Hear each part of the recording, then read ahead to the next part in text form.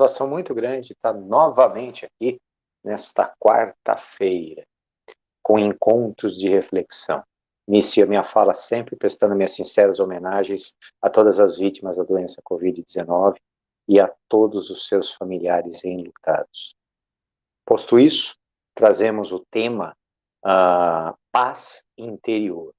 Esse tema tem uma pertinência muito grande por conta do momento que estamos vivendo hoje.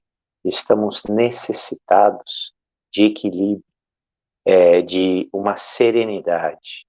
Quando o nosso exterior está turbulento, está caótico, está frenético, nós precisamos muito de paz interior para poder, de alguma forma, superar esse momento e, além da superação, extrair a lição, o crescimento, o aprendizado que esse momento, através da misericórdia de Deus e da sua infinita sabedoria, vem nos trazer. O tema paz interior é um tema muito amplo, muito amplo. Eu venho abordar aqui e trazer reflexões sobre pequenos aspectos, mas acredito que sejam relevantes. Começo convidando vocês a abrir o pensamento e, escutando uma historinha, refletir junto comigo. Essa história é verdadeira, tá? Uma famosa atriz americana, muito conhecida, um pouco mais velha, óbvio, do que as atrizes atuais. Ela tinha de tudo em Hollywood: mansão, dinheiro, fama, Oscar, grandes papéis em filmes, e era uma pessoa de grande busca espiritual, porque afinal, materialmente, ela já tinha conquistado tudo. Ela ouve falar de um homem santo que vivia na Índia, um espírito muito elevado, encarnado ainda, que tinha como missão levar e disseminar o conhecimento espiritual para aqueles que estavam à sua volta no seu país. Ela se propõe a atravessar o mundo. E numa jornada bem difícil de chegar, ela se vê num determinado momento diante daquele homem santo, diante daquele espírito elevado. Junto com muita gente, muitos indianos, ela se sentou e, tal qual todos eles, de uma forma muito simples e humilde, ela ouviu uma palestra recebendo os ensinamentos desse mestre. Foi dito para esse mestre, no final da palestra, que ele recebia uma visita ilustre, uma atriz de Hollywood que atravessou o mundo inteiro para poder estar junto dele, nem que for por um pequeno tempo, e se tivesse a oportunidade e o merecimento, pudesse fazer simplesmente uma pergunta para ele. De uma forma muito serena, muito amorosa, muito humilde, ele chama essa atriz aonde ele estava, cumprimenta ela de uma forma muito carinhosa, beijando-lhe as mãos, e ela pergunta: mestre, eu quero ter paz interior. Esse mestre sorri para ela e diz simplesmente uma frase: filha, para você ter paz, você tem que dominar o eu e dominar o quero. Vou repetir para vocês. Filha, para você ter paz interior, a sua missão, a sua tarefa é dominar o eu e dominar o quero. Foi só isso que ele disse. Ela, entendendo a grandeza e a profundidade, recebeu essas palavras no coração e durante muito tempo ela trabalhou nessas palavras, tentando, através do seu poder de reflexão, do seu estudo, do seu conhecimento, tentar transformar essa pequena frase em algo que, de alguma forma, pudesse oferecer aquilo que ela tinha ido buscar. Mestre, eu quero ter paz interior. E a nossa reflexão é justamente sobre isso. quais foram as conclusões que ela tem e o que a gente pode falar sobre essa frase desse grande mestre. Filha, para você ter paz, você tem que dominar o eu e dominar o quero. Primeiro a gente vai falar do eu. Que eu é esse que ele se referia? Esse eu que ele se referia é o eu, que é o ego. A personalidade que é construída nessa encarnação. Construída através do quê? Através da cultura, através daquilo que a gente aprende. Aprende através, inicialmente, do pai, da mãe, da família nuclear, depois, posteriormente, com as pessoas que estão próximas a nós, na rua, amigos, vizinhos, família mais distante, depois na escola, através de professores, depois mais para frente, pessoas que nos influenciam, depois mais para frente no mundo profissional, depois a mídia, a sociedade, tudo isso compõe o nosso ego. Nós somos programados, são embutidos dentro da nossa mente, através dessa cultura, determinadas crenças. E são essas crenças que pautam a forma como a gente enxerga o mundo. O que isso significa? De uma forma muito simples. Eu vou citar como exemplo diferenças culturais de programação mental, de constituição do ego, do eu, a partir de religiões. Se a pessoa nasceu numa família cristã, ela é programada culturalmente, o ego dela se forma através dos valores cristãos, católicos ou evangélicos.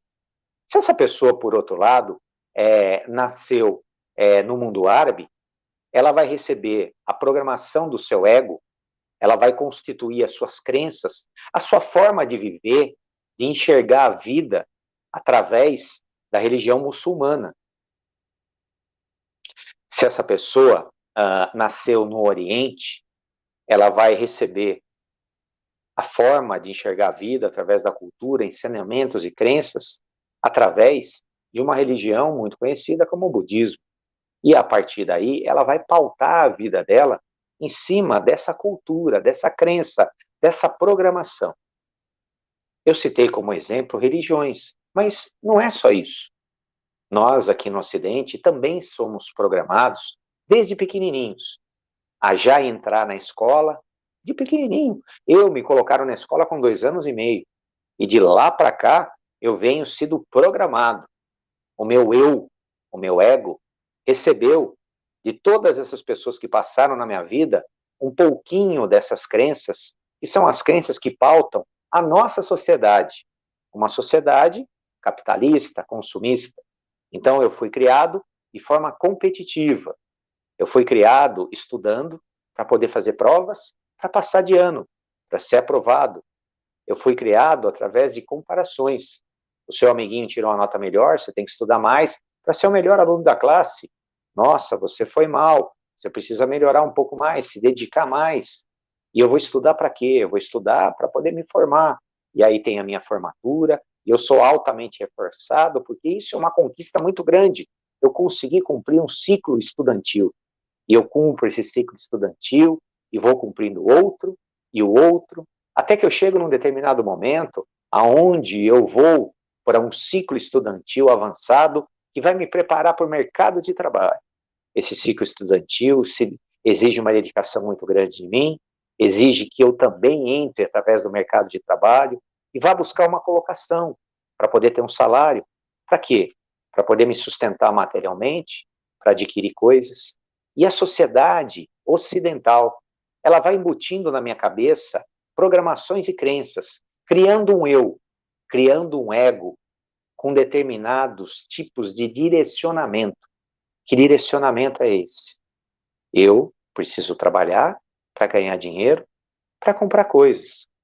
Para que eu tendo essas coisas, eu tenha uma projeção, para que as pessoas me reconheçam como alguém capaz, para que a partir daí eu seja desejado pelas outras pessoas e forme um grupo de amigos. Eu seja desejado pelo sexo oposto e tenha um marido ou tenha uma esposa. E a vida vai seguindo, sempre em cima de realizações, e realizações, e realizações, e realizações. Esse é o sentido. A sociedade capitalista forma um eu. A sociedade consumista forma alguém que movimenta essa grande engrenagem. Então, que eu é esse. Esse eu que o grande mestre falou que eu preciso dominar é, através de um processo reflexivo, eu questionar cada coisa que me foi ensinada para ver se é coerente e se está me trazendo felicidade e paz ou está me tirando a felicidade e a paz. Eu citei um exemplo agora para vocês de um sujeito que nasceu no Ocidente. O sujeito que nasceu no Oriente tem outras crenças, outras programações, outras prioridades na vida, e assim vai. Então, deu para ter uma ideia que dominar o eu, segundo o grande mestre, significa o quê? Significa eu, dentro da minha maturidade, começar a refletir sobre tudo aquilo que enfiaram na minha cabeça que corresponde a ser uma pessoa de sucesso, a ser uma pessoa que é admirada, reconhecida, que é uma pessoa que cumpriu as suas obrigações e seus deveres. Será que isso que me foi programado no ego, no meu eu, é algo correto? Está em consonância com a doutrina espírita? Está em consonância com a religião cristã, ensinamentos de Jesus, ou está num caminho oposto? Será que esse eu foi constituído numa correria desenfreada de busca por realizações materiais, deixando completamente de lado a importância da alma e das conquistas espirituais e interiores? Essa é uma excelente reflexão. E a grande reflexão trazida pelo sábio indiano é justamente essa. Dominar o eu é questionar isso. E, de alguma forma, poder ter a possibilidade de, nesse questionamento ou reflexão, escutar o que a minha alma realmente quer, está no mesmo sentido do que o meu eu foi programado a querer. Segundo ponto da fala do grande mestre indiano. Você, além de ter que dominar o seu eu, você vai ter que dominar o seu quero. O que eu quero? O quero é o desejar. A nossa sociedade nos programou para querer, desejar ininterruptamente, para nunca estar satisfeito com aquilo que a gente tem. Por quê? Porque uma sociedade capitalista, ela vive da produção e da venda de bens de consumo. E é assim que gira o financeiro, que gera emprego, e o emprego gera dinheiro, que gera mais consumismo, e a roda acaba girando. E muitas vezes eu me vejo aprisionado nessa roda.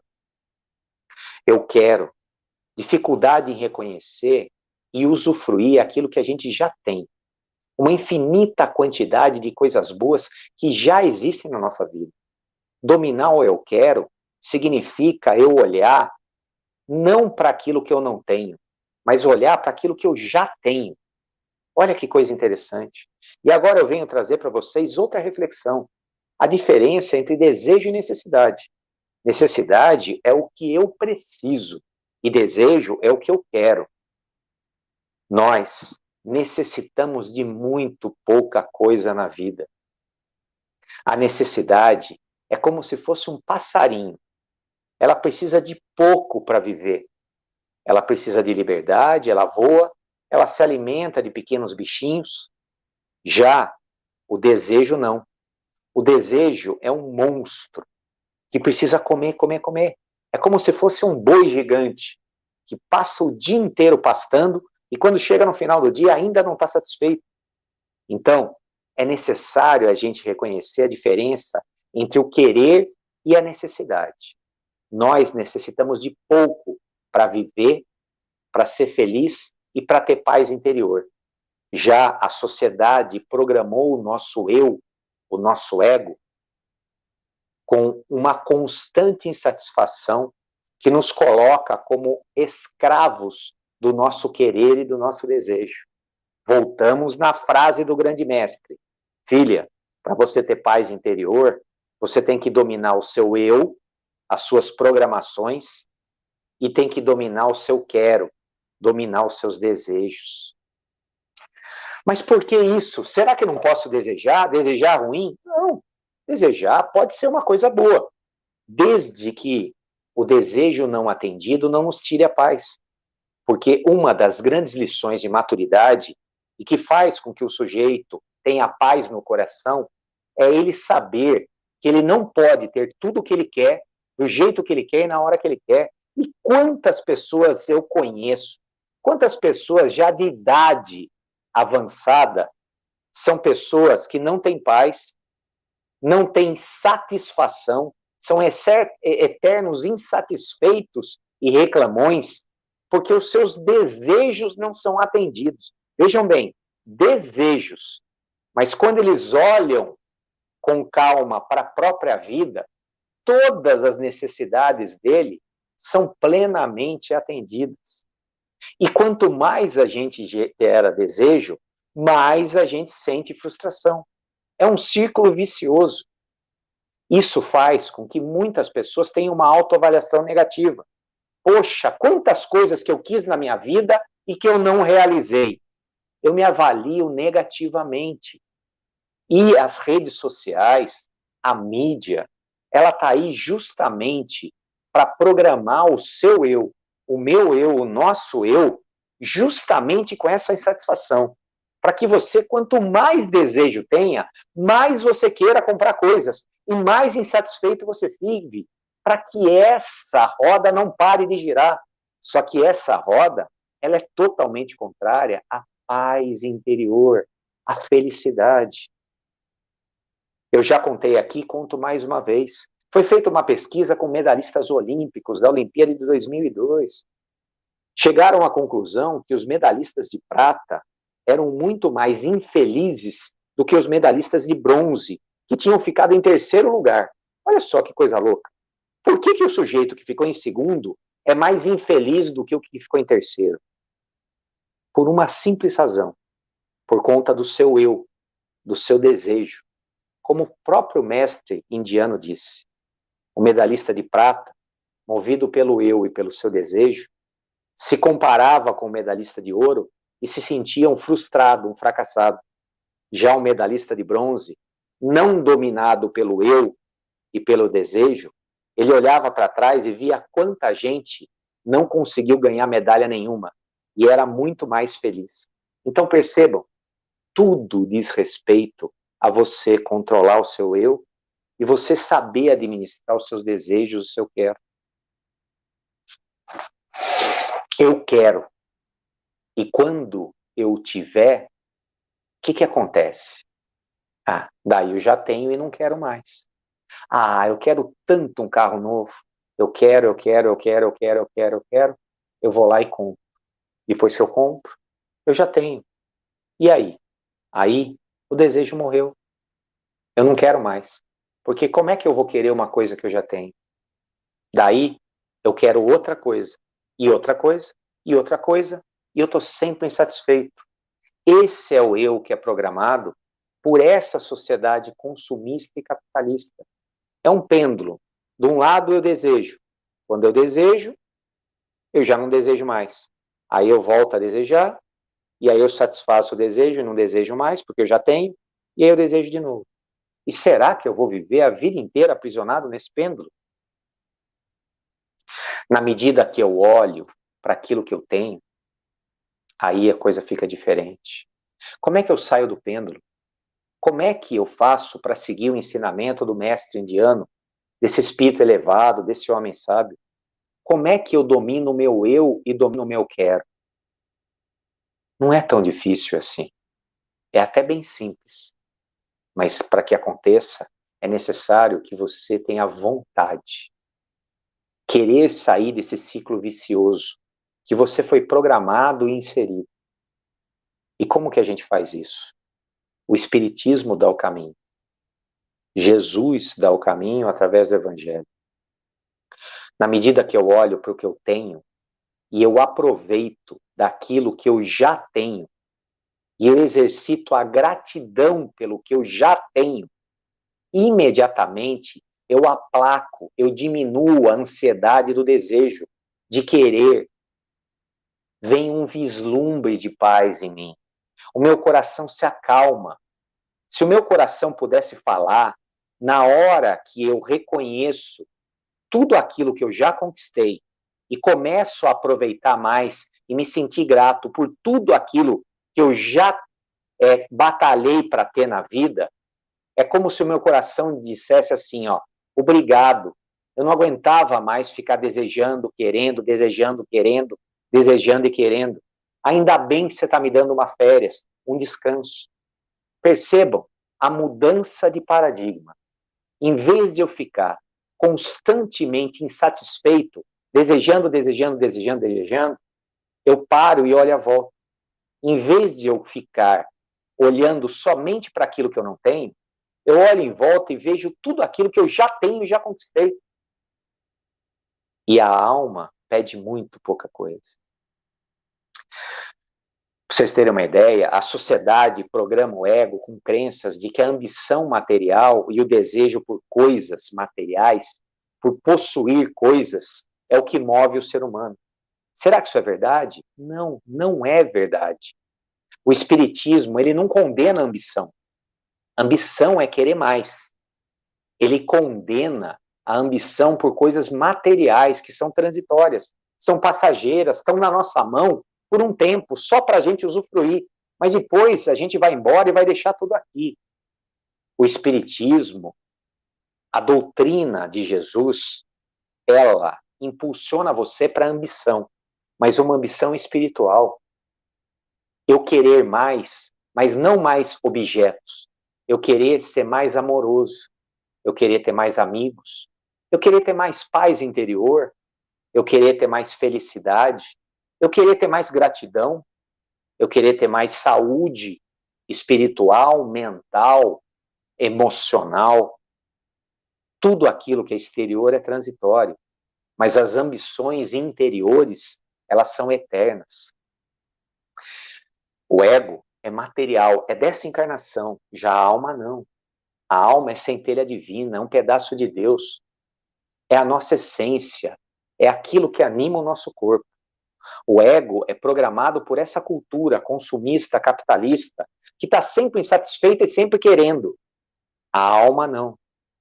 A alma, ela se contenta com pouco.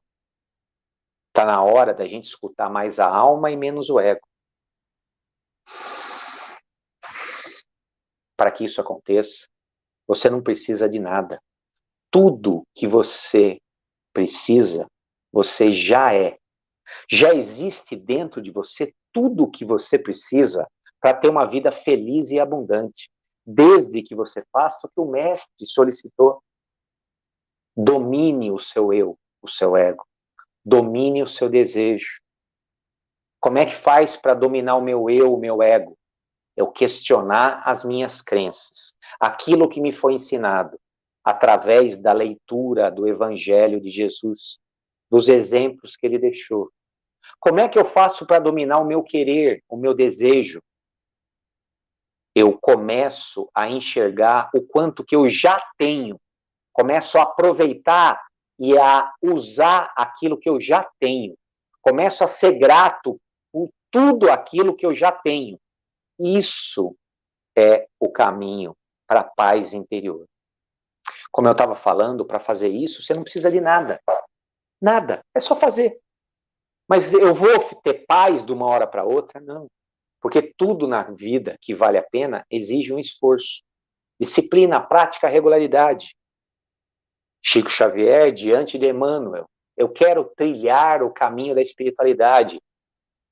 Emmanuel vira para Chico e fala, você vai precisar de 3 coisas.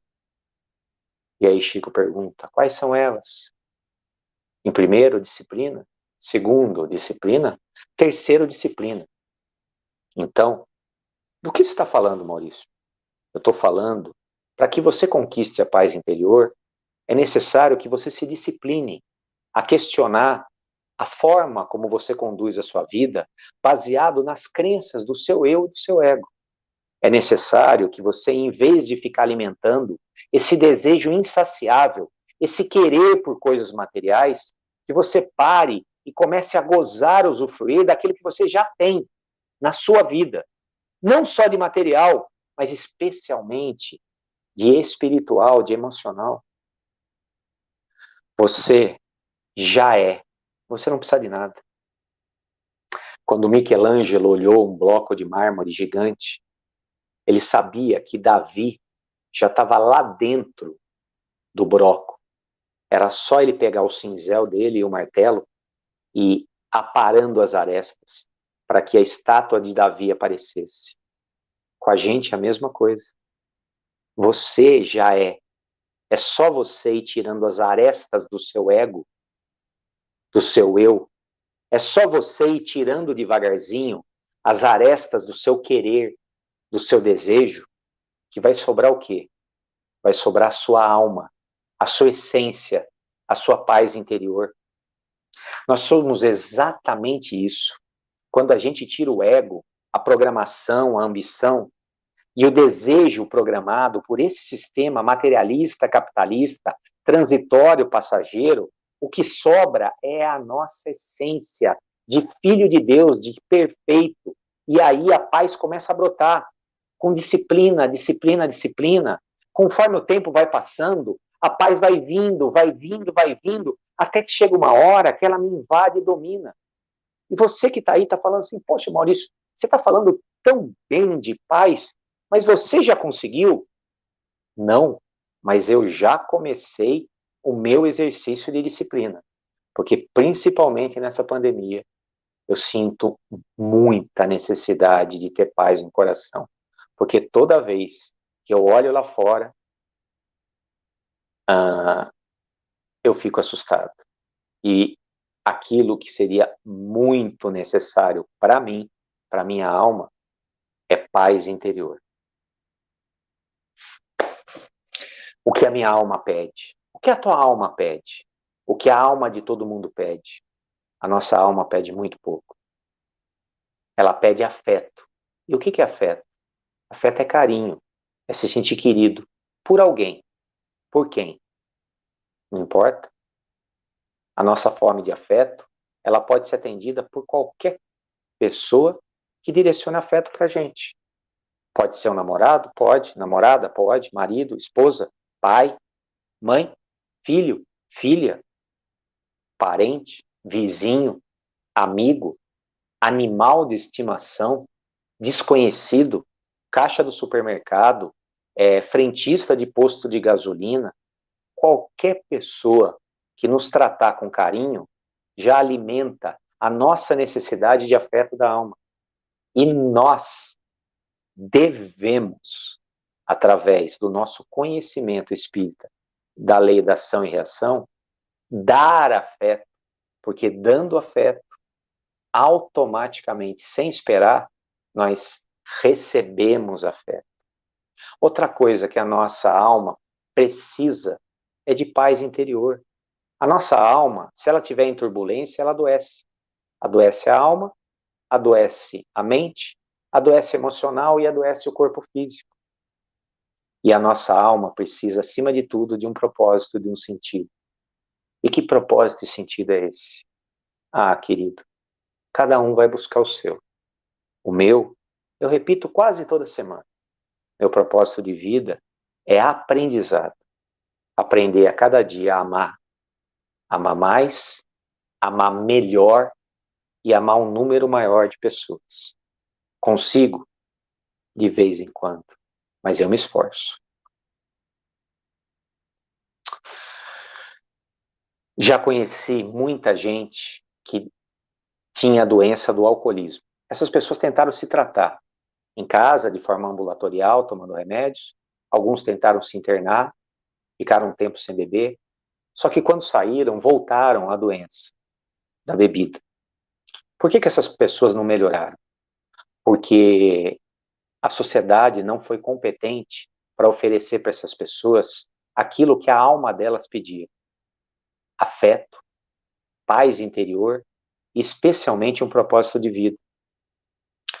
Para recuperar uma pessoa com uma doença grave como essa, como o alcoolismo, que eu estou citando como exemplo, é necessário a gente conectar essa pessoa com a essência dela.